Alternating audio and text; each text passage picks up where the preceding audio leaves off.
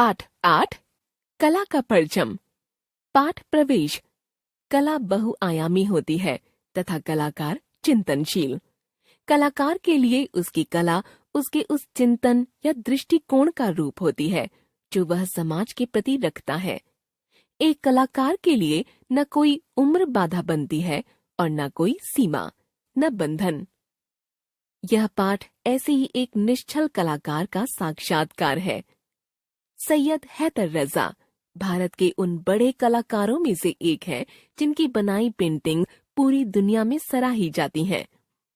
आज भी उनकी कलाकृतियां इस बात के प्रमाण स्वरूप मौजूद हैं। कई पुरस्कारों से सम्मानित होकर और वर्षों की कला साधना के फल स्वरूप सत्य को पहचानकर वे उसी में रम गए थे।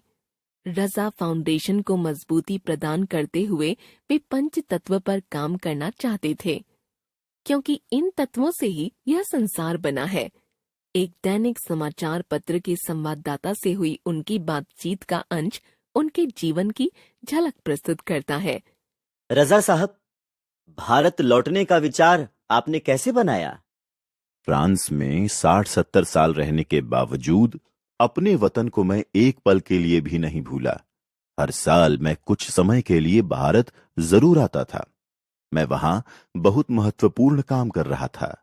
उसे हर हाल में पूरा करना था। यह भी देखना था कि विश्व कला क्या है और भारतीय कला को क्या होना चाहिए। यह काम पूरा करने में समय लग गया।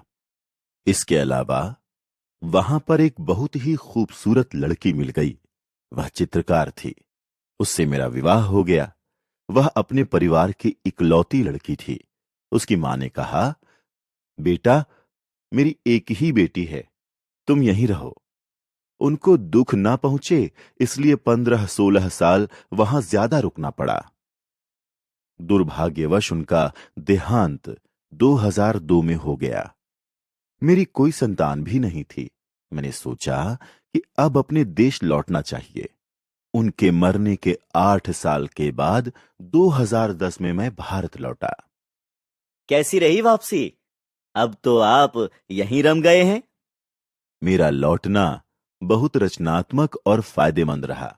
हालांकि मेरी यह उम्र और बदली हुई स्थितियां कभी कभी मुश्किल भी खड़ी करती हैं, फिर भी मैं यहां आकर बहुत खुश हूं। भारत एक महान देश है। अब मैं यहां रम गया हूं। रजा फाउंडेशन स्थापित करने के पीछे असल मकसद क्या है? चित्रकार M.F. हुसैन, तैयब मेहता और सूजा ने जो काम किया है वह बेहतरीन है। इनके अलावा और भी बहुत से चित्रकार हैं जो अच्छा काम कर रहे हैं। उनमें से कुछ चित्रकार यह जानते हैं कि उन्हें किस दिशा में जाना चाहिए, पर कुछ चित्रकार ऐसे हैं जो दुविधा में हैं कि क्या करें। जब कभी युवा चित्रकारों से मिलने का मौका आता है तो बातचीत करने के लिए समय बहुत कम मिलता है। एक दिन मैंने सोचा कि क्यों ना एक ऐसी संस्था बनाई जाए जहां कला की सभी विधाओं के लोग एक साथ मिलकर संस्कृति के बारे में सोचें।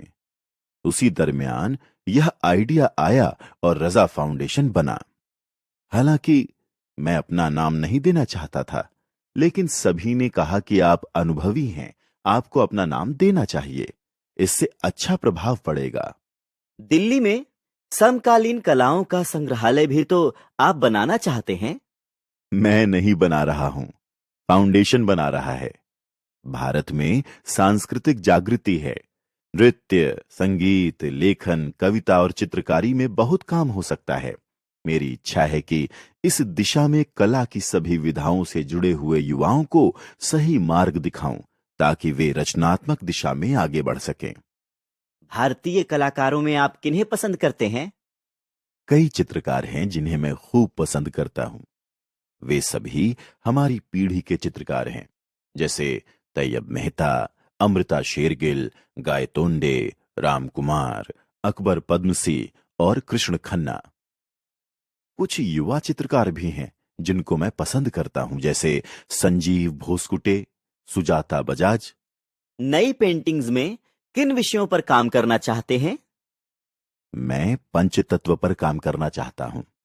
बचपन से ही शिक्षकों ने जो मार्ग मुझे दिखाया है उसी पर 60-70 साल से काम कर रहा हूं। अब भी उसी पर काम करना चाहता हूं, क्योंकि पंच तत्व से ही संसार बना है। इसलिए सत्य कहां छुपा है, उसकी खोज करनी चाहिए। आपकी कलाकृतियों में बिंदुओं को गहरे आकर्षक रंगों में रखा गया है। क्या इसका कोई गहरा आध्यात्मिक महत्व है? हाँ, जैसे हम बिंदु को आत्मा समझकर रंगों के माध्यम से पहचानते हैं, उसी तरह रंगों के माध्यम से आत्मा की ओर जाते हैं। रंगों को समझकर ही उपयोग करना चाहिए, क्योंकि उसके माध्यम से हम आत्मा की ओर बढ़ सकते हैं। अगर चित्रकार उस चीज को नहीं समझता तो वह आत्मा की ओर नहीं जा सकता। भारत में कला, कलाकार की स्थिति और भारतीय कला के भविष्य पर आप क्या कहना चाहेंगे? इन दिनों महत्वपूर्ण और सामान्य दोनों तरह का काम कला में हो रहा है। जहां अच्छा काम होता है वहां मुझे बहुत खुशी होती है, और जहां बेकार काम होता है वहां ठीक नहीं लगता। अपनी समझ से हर किसी को निर्णय करना चाहिए कि चित्रकार अपना काम ठीक से कर रहे हैं या नहीं। आधुनिक भारतीय कला का भविष्य बहुत ही उज्जवल है। मुझे पूरा यकीन है कि देश में ही नहीं बल्कि दुनिया भर में आधुनिक भारतीय कला का परचम लहराएगा।